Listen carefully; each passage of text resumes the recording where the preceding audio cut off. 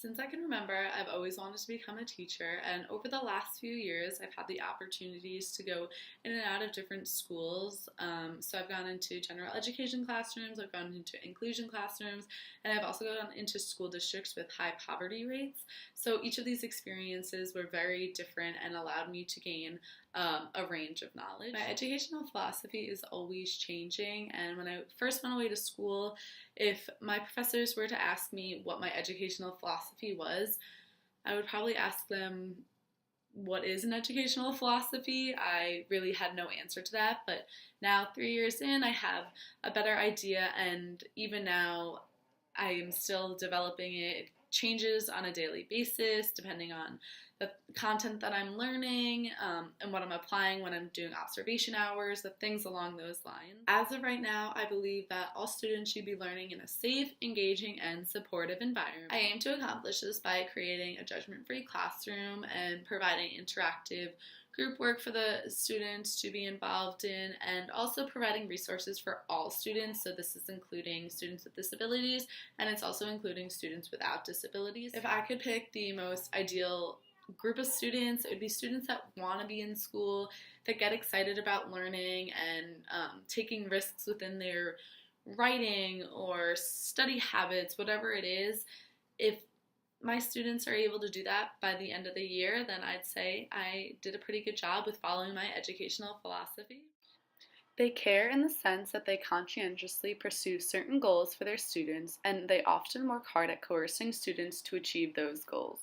Nell Noddings believes that because teachers know who their students are, they conscientiously create these goals for their students to reach by a certain period. So whether this is by the end of a marking period or by the end of the school year, they have these goals set in their mind for those students to reach, and then they'll do whatever it takes to help the student reach those goals.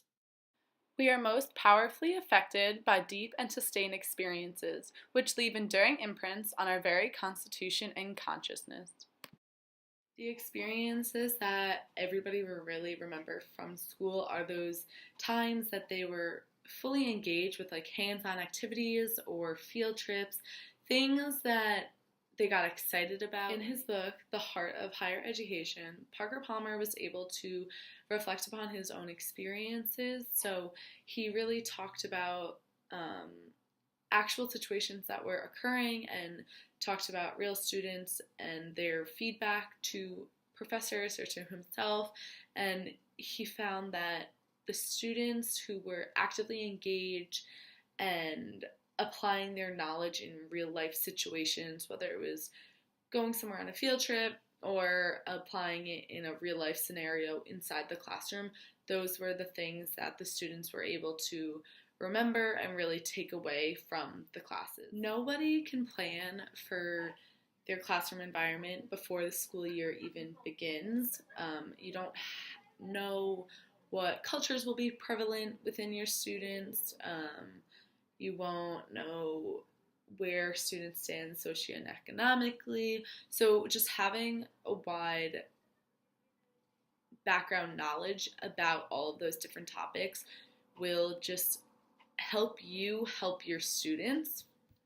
Children face challenges on a daily basis, and some of those students may be moving from one country to the next. So if you have a new student and from a completely foreign area, they're going to be very reserved, they're going to be very shy, they're not going to want to answer questions in class. So if you have the knowledge about where they're coming from and make them feel welcomed, it's going to help the process for them so much better. If you can incorporate things from their previous home, or even just get involved with the parents and see what they have to say, that process for the child will be 10 times better. In the future, if I have a student that is added to my class and they're coming from a different country, I know that I'm going to want to spend a little bit of extra time with them just to help them adjust and really get a feel for the school, our classroom, and making sure that their process is going as smoothly as possible, because in the end, that's what teachers are there for. We're supposed to care for our students, and we're supposed to help them be successful.